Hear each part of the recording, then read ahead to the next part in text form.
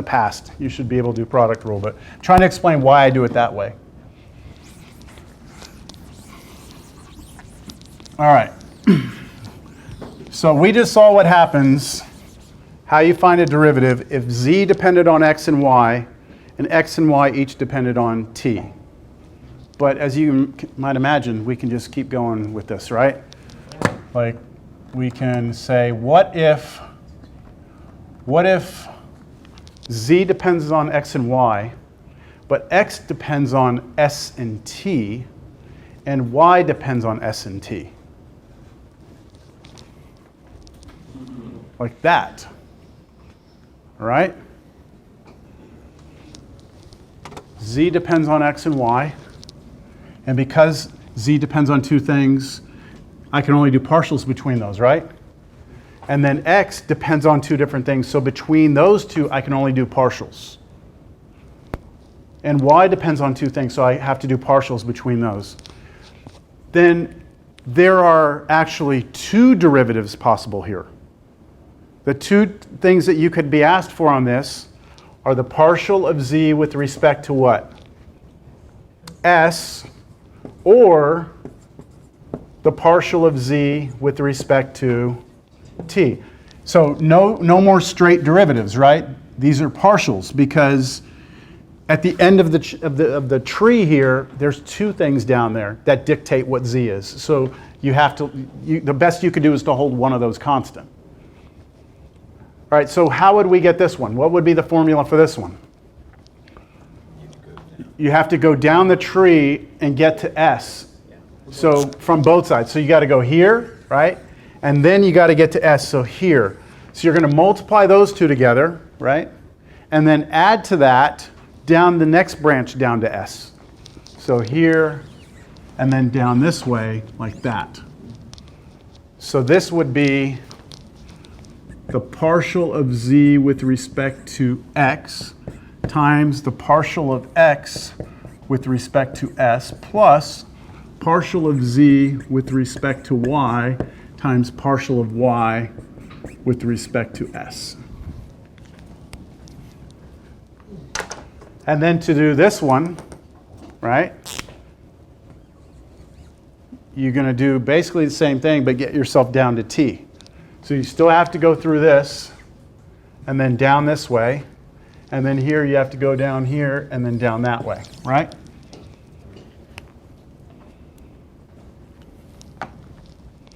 Does it make sense? Okay.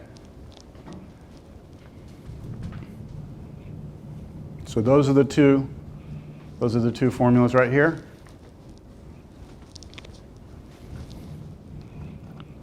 And then I have an example of that. Do you want to do the example, or do you get the idea?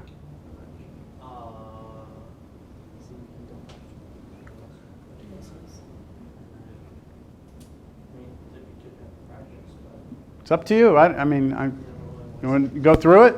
I don't mind going through it. Let's just do one of the two, okay? Because there's two of them possible. So which one do you want to do? The with respect to s or with respect to t? You want to do s? Okay, so let's do s. So if I were doing this, I would draw the little tree out. Okay, so I'll draw my tree over here a little smaller. So z, x, y, st, st, and then I'm going to do partial z with respect to x, partial x with respect to s. And I'm not going to worry about the other ones. Let's see, partial z with respect to y, partial y with respect to s. I'm doing it sloppy because I already did it on the board. So now that means that I'm looking at the partial z with respect to s, which is partial z with respect to x, times partial x with respect to s, plus partial z with respect to y times partial y with respect to s.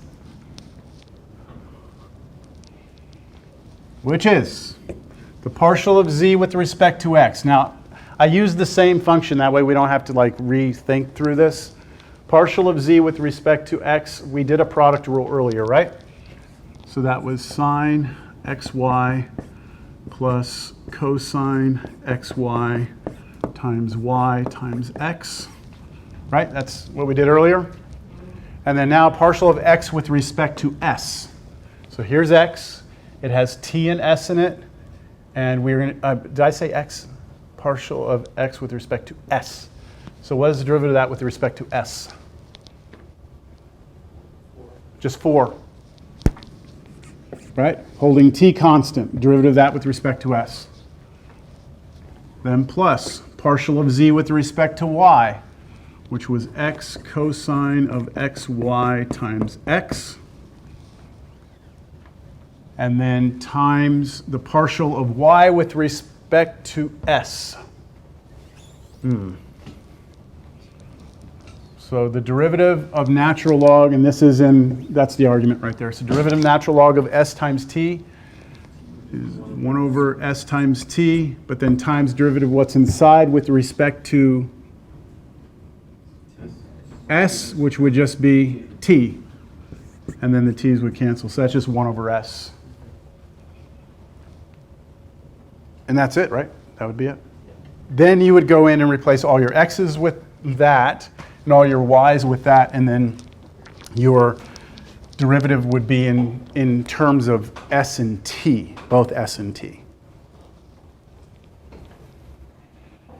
All right, so as you might imagine, we could keep going with this, right? Yeah. I mean, there really is no limit now as to how far we could go with this.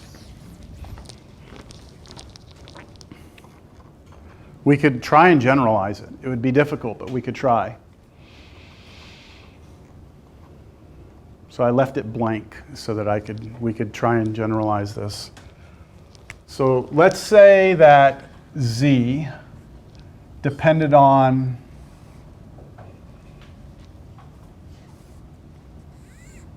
let's say x1, x2, x3, all the way out to x sub n. What if z depended on n variables? We've only done x and y, right? But what if z depends on n different variables? And then what if each of these depends on m variables? t1, t2, t3 to tm, right? Each one of those does that. I'm not going to do them all, but you get the idea? Yeah. Yeah. And then we could even make each of those depend on variables and just keep going, right? How many different derivatives are possible here? In this particular case, how many derivatives are possible? How do we determine that? There would be m possible derivatives, because we could have the partial of z with respect to what? t1, right? That would go down this branch down t1, down this branch down t1, down this branch down to t1, t1, t1, t1, right? And so that's one partial that's possible. Then we could do partial of z with respect to t2, right? And then we could keep going all the way partial z with respect to tm. So there are m partial derivatives possible. Yeah? Now what if I did this? What if I added this to this? What if t1 depends on s and t2 depends on s and this is s and all of them are s all the way down? Then what derivatives are possible? Just one. What is it? S. It would be dz ds. Okay, because now it's one variable. So since z ultimately depends on one thing, it's a straight derivative dz ds. You get the idea? Yeah. Okay. So that's our chain rule. The tree diagrams help. And now we return to implicit differentiation.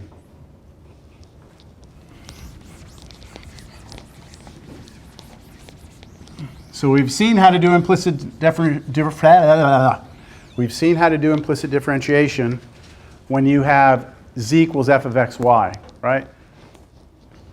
We know how to do implicit differentiation when we have three variables involved. if we rewrite the equation, so let's say someone gives us a surface and we rewrite it where we move everything to the left and make it equal to 0, and we define the left side of this equation to be capital F of x, y, z. So what we're doing is we're taking a surface where z depends on two things, moving everything over, and we're saying that this left side is now going to have z's, x's, and y's in it.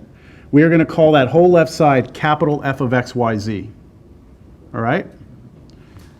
Then capital F, right, is really a function of x, y, and z, and x and y may depend on each other. So let's take this equation, which is just this, and let's differentiate it implicitly.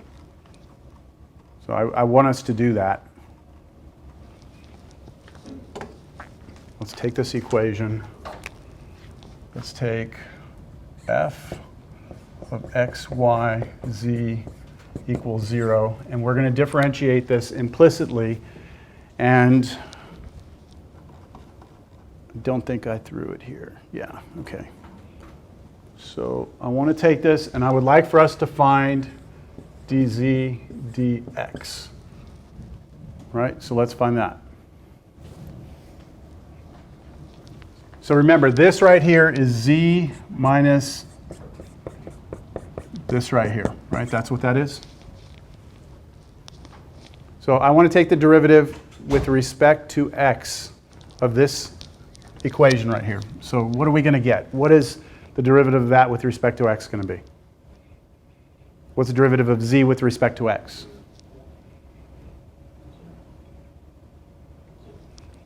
We're not holding z constant. That would, well, yeah, this would be the partial of z with respect to x. That's what we're looking for, right? Yeah. It's like when we take derivative of y, it's dy, right? dy dx. So this is this, and then minus, now, this part right here.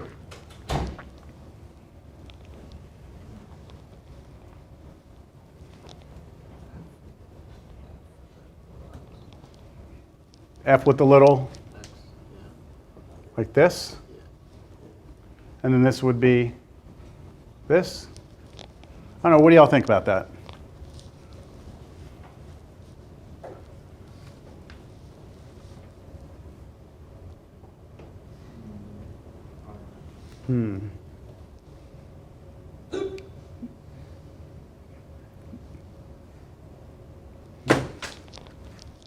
It's falling apart. Okay, let me try it this way.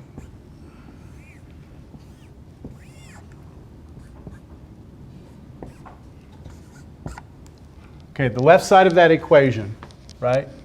We called it capital F. It depends on three things, right? So if we're trying to find this, right? This right here, then where is that over here?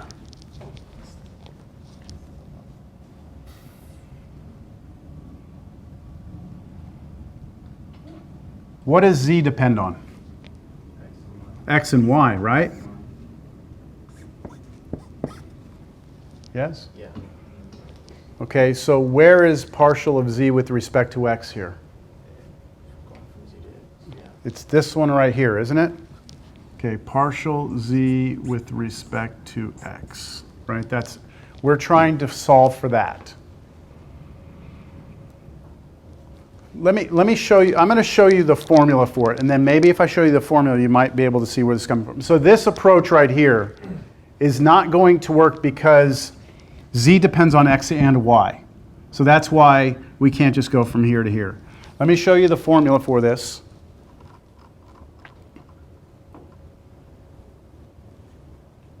And maybe it'll make sense here. So this is the derivation of it. Where is this coming from? I'm going to leave this on the board, I think. What would happen if I ask you to take derivative of this right here? Like what derivatives are possible, I should say? So look at this right here. What is that on our table? It's this, but see, we don't have another branch here, do we? So just tell me if this changes anything or makes it wrong. Could I say that x depends on x? Yes. Yes? Yeah. Right? I mean, that's the same thing, isn't it? And would it hurt at all for me to say that x depends on y, even though it doesn't depend on y? I mean, this right here, there's no link between these two. But if I put that branch in there and I did the same thing here, then do you see we have like a ground level for everything on the tree?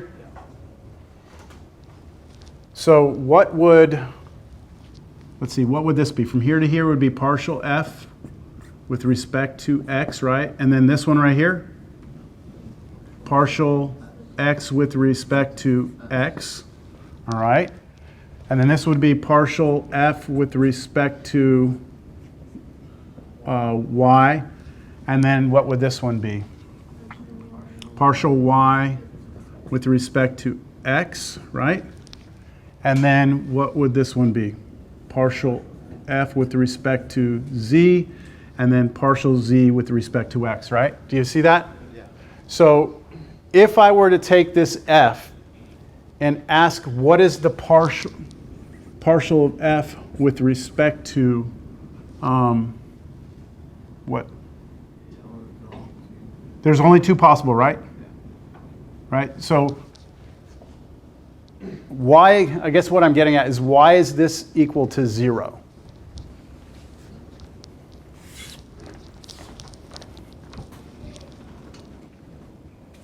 Remember, we're starting out with this equation. I need to back up. We started out here with the surface. We said move this side over. Let's call that capital F, right? So now this depends on three different things, but z depends on x and y. X kind of depends on x and y kind of depends on x and y. So if we differentiate implicitly through the equation, through this equation, right? Then if we do it with respect, if we want it with respect to x, here is the derivative with respect to x. Branch down here, branch down here, branch down here, right? That's the derivative of the left side. Derivative of the right side is what? 0, right? So we get this equation. Do y'all see it or not? And then what we're looking for is this. And that appears right there, right? And since it appears there and we have an equation, we can solve for it. So what do we do to solve for that? Some of this cleans up. So what cleans up here? Oops.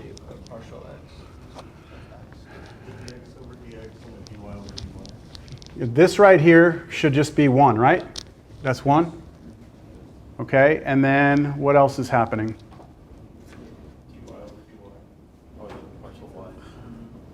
Where's that? Cancel where? Like this. Is that what you're saying?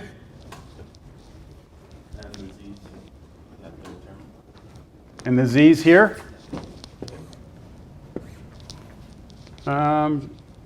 So we want that one though, right? We don't want that to go away, right? We want that dz dx right there. Okay, so where's this coming from then? I moved too far here. There, that's gone. Let's see where we are. We have partial f with respect to x plus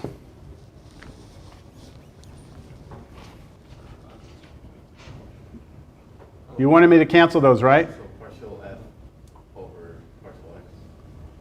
Partial f. Let me rewrite this before we cancel.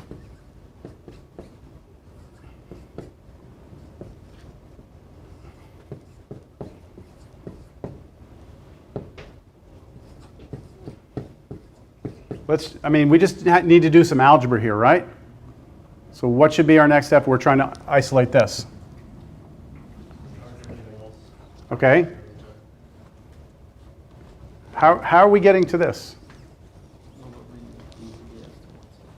Let's highlight what's still here. What's still here? Partial of f with respect to x, which is here. That's there, right? Okay, so we move that to the other side. That'll be in the top. And then partial of f with respect to z, which is here, right? Okay. So what's happening to this? Why is that gone? Do y'all understand that according to this answer, we move this over to the other side of the equation? I have an equal 0 here. I know this is sloppy. Move that to the other side, we get this, right? And it'll be negative. And then if we divide through by that, we get this. So that means that this is 0. But why? Why is that 0? Because what are we looking for? We're saying we're going to do we want to know what the partial of z with respect to x is, right? Which means we have to hold y to be constant, right?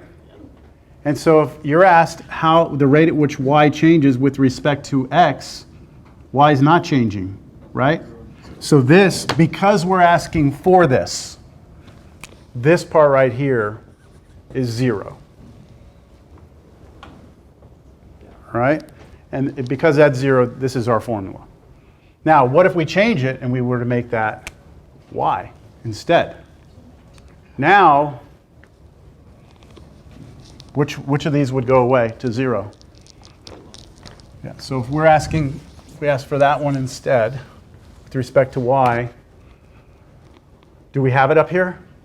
No, we have to go down that tree on the other branches, right? And then one of those would go to 0, and we would get a similar formula. I don't think I'm going to go through that because I think I've already exhausted you on this. So here's the setup. If you do it with respect to y, going down that tree, those different branches. So this one would become a 1. This one would be 0, and then you'd solve for that, and then you get this formula right there. Okay, that did not go as smoothly as I was hoping it would go. I didn't want to just throw the formulas on the board here and just say, here they are, okay? But maybe I should have. Let's do this example. Okay, let's find the partial of z with respect to x. So first thing that I'm going to do, okay, first thing I'm going to do is I move everything to one side.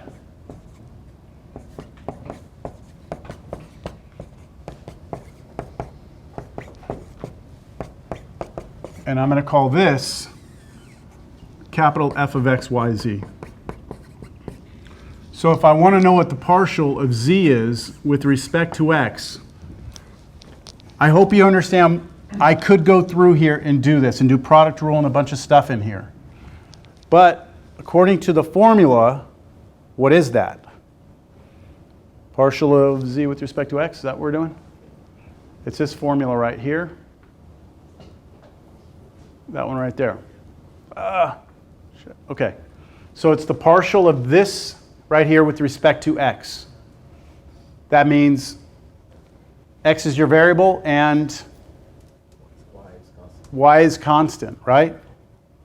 And what about z?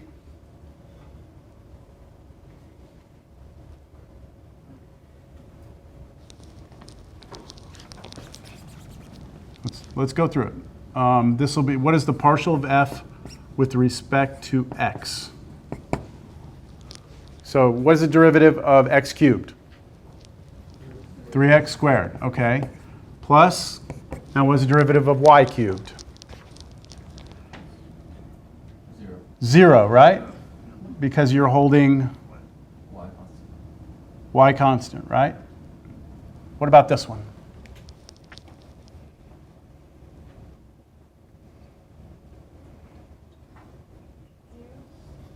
Why would it be 0? So are we holding z constant, right? I think this is what makes this a little confusing. This is supposed to be a shortcut, right? This is supposed to be a shortcut down instead of doing like chain rule on each one of these, right? This is a shorter formula for it. So let's see. Treat x like the variable, treat that like constant, treat that like constant. What would happen here? So that would go to 0. What would this be? With respect to x, that would just be 6 yz, right? Over, oh, I forgot the negative out here. Sorry, I'll put it right there. What's the partial of f with respect to z? So we go through it again, right? This time, derivative of this is 0 because we're treating x like a constant, and we're treating also y like a constant. And now z, derivative of this, is 3z squared. And then over here, derivative of that would be 6xy. So 3z squared plus 6xy. So the idea is kind of like this. You're taking this equation that has x, y's, and z's in it, and you're looking at taking the derivative where you're going to hold two of these constant and one of them be a variable. If you do that, you can do a shortcut and get to the answer a lot faster.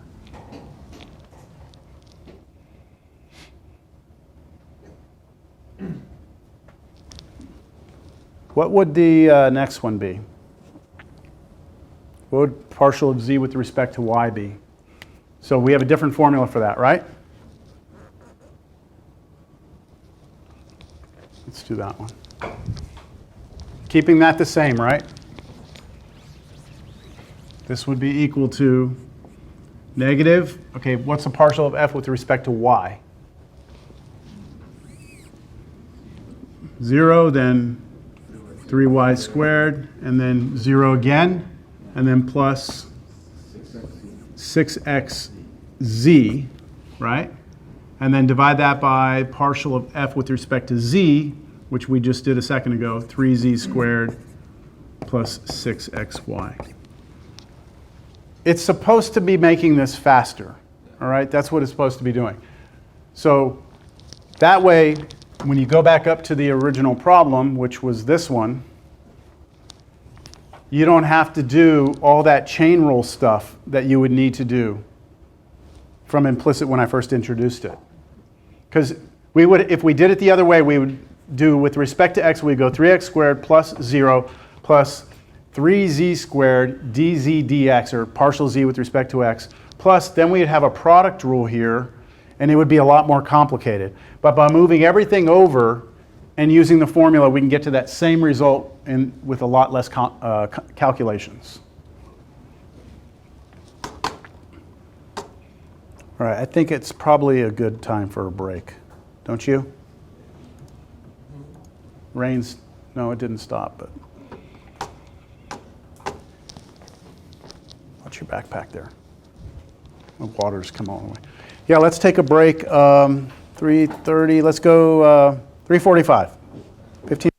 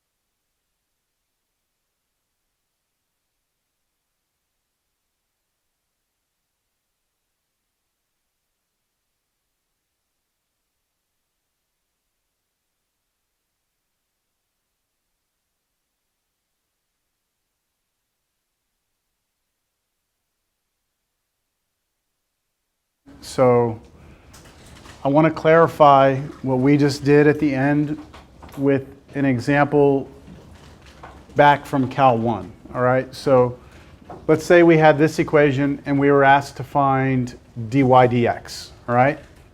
Then the standard way we would do this is we would differentiate this with respect to x. So derivative of that with respect to x would be 2x. Derivative of that with respect to x would be 2y dy dx. Derivative of that would be 0. And then we would solve for dy dx. So we'd move this over, and then we would divide by 2y, and then reduce, we get negative x over y. That's our standard way. What today we just talked about, this new implicit theorem, says that instead of doing it this way, what we can do is we can take our equation, we can move everything to one side. So that take that equation, move everything to one side, call that capital F. In this case, it's a function of two variables because it only has x and y. Then we create a tree. F depends on x and y. Y depends on x. We are treating y as a function of x. And then to make our tree have the same bottom level, we can say x depends on x. And so when you look down these branches, this is a partial, but this is your straight derivative, dx dx. This is dy dx. And then this is partial f with respect to y. So if we take the derivative of this implicitly, we do this branch plus this branch, that's this. And then if we try and solve this for dy dx, we recognize that that's 1, and then move things around, and we get this formula, which becomes a new shortcut formula for us. Now, if we start this problem over, and this is our capital F, according to the shortcut, instead of doing this, we just take the derivative of this with respect to x first, so that's just 2x, and then put a negative in front of it. And then we divide that by the partial of f with respect to y, which is just 2y, and we get the same result, right? Yeah. Okay, that's what I was trying to say. So what I'd like to do now is give you a problem that has 3 variables, and we're just going to run through it, all right? Because I just really want to make sure I'm happy with it. See, I feel like at one point in time after I'm dead, I'm going to be in math hell somewhere. And I feel like I'm going to have to explain a lot of things about things I said in class to people. And I just don't want to have to go through this again with somebody later, if that makes sense. Okay? So I'm going to pick an example here out of the book. So let's say we have yz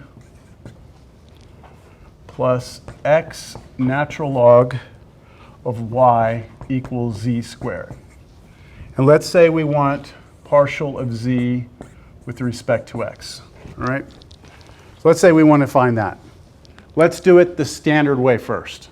All right? Standard way would be we start taking the derivative. We're going to hold y to be constant. X is our variable, and z depends on x and y. So when I take the derivative of this part right here, what do I get? So y is a constant, so it's going to be y times the derivative of z with respect to x, which is this, partial z with respect to x, plus, now, what about this right here, derivative of this? So y is a constant, right? So natural log of y is a constant, so I'm really just taking derivative of x, which is 1, but then times the natural log of y, right? Equals, what's the derivative of z squared? 2z partial of z with respect to x. Now what you would have to do is solve for the partial of z with respect to x. So this problem isn't that bad. That's why I picked this problem, because it's not that hard to work through this. Let me do it this way. Let's take this one to that side, okay? Take that one over here, so let's get rid of it here. So this will be minus y partial z with respect to x. And let's factor out the partial z with respect to x. So partial z with respect to x comes out. We're left with 2z minus y. And then we divide both sides by that, right? Okay, that's That's the way we can do it by the old method. But this theorem is saying that if we want to do that, did I close it? Oh, no. Wait, is this one up? There we go. That if I want to find the partial of z with respect to x, that's the formula up there, then all I have to do is move everything to one side first. So let's just move everything, over to one side. So I'll make that a minus, and it equals 0 like that, right? And now this will be the partial of f negative, partial of f with respect to x. So what's the partial of this with respect to x? That's the only thing that has x in it, right? Yes. So, and that's going to be held constant, so that's just natural log of y. And then over the partial of f with respect to z. So z is my only variable, everything else is a constant. So derivative of this with respect to z would be y, right? And then 0, right? Yes. And then minus 2z, which is exactly what we would have gotten, right?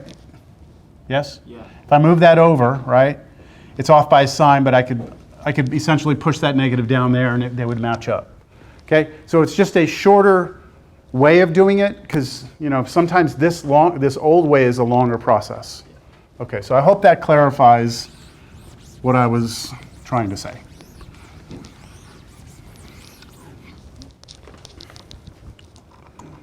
Okay, now we move on to 11.6. The directional derivative and the gradient vector. Okay, we're starting to get real close to where things are going to start getting interesting, all right?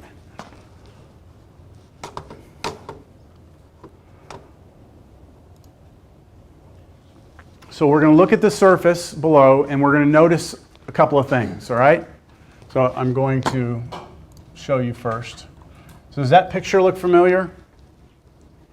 No? Let me start this thing over. Okay, so does that look familiar from last class?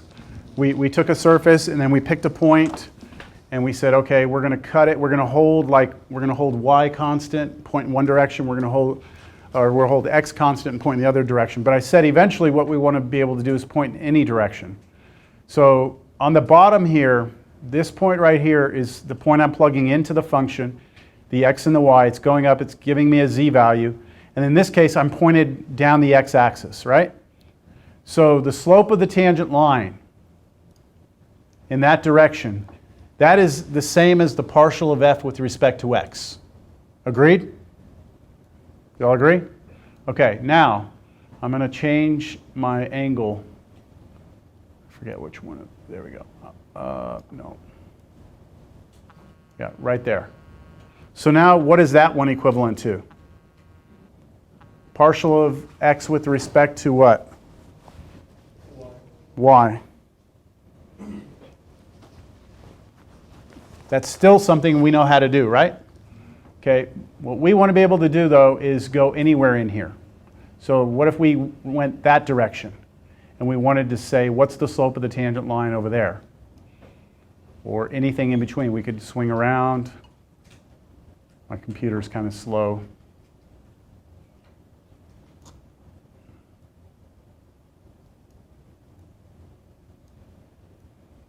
Grabbing the wrong thing.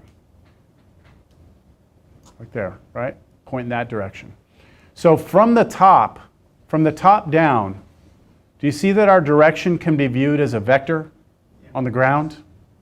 Okay, that's going to be important, all right? Because I'm about to give you a formula for figuring out the partials, or this slope of this tangent line in a direction. So going back to the note here, it says, notice when we're looking at that, we can pick any point on the ground. Okay, at that point on the surface, we can point in any direction, and in that direction there's a tangent line, and the slope of that tangent line depends on the direction that we're pointing. So as we move around, the slope changes. All right, so here is how you actually find that slope. So if you're given a surface, right, then f, that function, has what's called a directional derivative in the direction of the unit vector u equals ab. So on the ground, remember I said on the ground there's that little red vector? Okay, imagine that little red vector is a unit vector. If we head in that direction, then here's the slope of the tangent line. First of all, that's the notation for it. Capital D subscript u vector of f of xy, which is our surface. And then look at what it is. A times partial of f with respect to x plus b times partial of f with respect to y. The answer to this is a number, right? Because the a and the b here are just components of a vector, aren't they? Those are numbers. And so we're scaling our partial of f with respect to x by a number, and we're scaling our partial of f with respect to y by a number. So let me ask you something. This right here, partial of f with respect to x, what is our direction vector? What direction am I pointing when I'm trying to ask you for this? So imagine this is, what are we holding constant here? The y, right? So we're pointed like parallel to the x-axis. So we're holding y constant. What is a unit vector that points in this direction? What's the unit vector? What's the unit vector that would be pointing in that direction? 1, 0, right? So when we were doing this problem earlier, we were actually doing this problem, but pointing in that direction, right? So what does that formula become if I use this unit vector in that formula? This formula becomes 1 times that plus 0 times that, right? Which is just that, which is just this, okay? And then also, if you do the partial of f with respect to y, then our unit vector, now we're pointing that direction, right? So our unit vector this time is the vector 0, 1, right? On the ground, that's the vector. And so that's a 0 and that's a 1. And therefore, you're looking at the partial of f with respect to y. Any other direction other than those two is going to be some linear combination of those two partials. Now, the important thing, though, is that this has to be a unit vector, all right? Has to be for this formula to work. So let's do this one right here. I'll give you a surface. Find the directional derivative at the point 1, 2 in the direction of a vector making an angle of pi over 6 with the x-axis. So it's like, again, we imagine ourselves, we're going to the point 1, 2. So we're walking out 1 on the x direction, 2 on the y direction. We're going up to the surface, right? So I'm standing on the surface. And now I want to point in the direction of pi over 6 with the x-axis. So my x-axis is over here, pi over 6, right? So I want to be like that same pi over 6. I want to start walking that way. I want to know, what the slope's going to be. Am I going to go up or down? How steep is it? All right, so this means I need a directional derivative, right? So I'm going to start with trying to find the unit vector. So what about the unit vector? What's this going to be for us? Yeah, so I'm going to look at it this way. If this is the x-axis, the y-axis, this is kind of us looking straight down, then we need to make an angle of pi over 6 here. So I need the vector that's going to have that angle, but also be a unit vector. So you can get this off the unit circle. The unit circle comes through here. And so the coordinates of that point would be what? Root 3 over 2 and 1/2, right? So I could use that as my vector. So my unit vector would be root 3 over 2, 1/2. Make sense? Okay, so that's my unit vector. Now I need to figure out the partials. Okay, so what are the partial derivatives of this? So what is the partial of f with respect to x? 3x squared, right? Minus 3y. And that's it? Okay, what is the partial of f with respect to y? Negative 3x plus 8y, right? Okay. So now let's put all this information together. If I'm trying to find the directional derivative in the direction of u of the function f of xy, then what I need to do is take a, multiply times the partial of f with respect to x at xy, plus b times the partial of f with respect to y at the point xy. So I know what a and b are, right? This is root 3 over 2, and this is 1/2. I need to figure out what this is and what this is at the particular point we're talking about, right? So I need to figure out what the directional derivative of f at the point 1, 2 is. So that's going to be root 3 over 2, partial of f with respect to x at 1, 2, plus 1/2, times partial of f with respect to y at 1, 2. So what is this piece right here? What's that and what's that? So this one is what? We have to come in here and do this, right? Partial of f with respect to x at 1, 2 is equal to, let's see, 1. That gives us 3, 2, so negative 3? Yeah.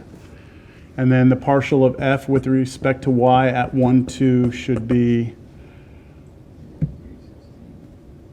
13. You all good with that? Sure? Yeah? Yeah. Okay. So we have this. Root 3 over 2 times this, negative 3, plus 1/2 times 13. And that's going to be a nasty number, but it is what it is. Negative 3 root 3 over 2 plus 13 halves. And I guess we could put that all over 2, but there it is. I believe that's a positive number. When you put it all together, you get a positive number, which means that we are going to be ascending as we walk in that direction. Okay? Questions? The mechanics behind that, the formula? So the answer is just basically the slope of that vector. That's right. It's the slope of that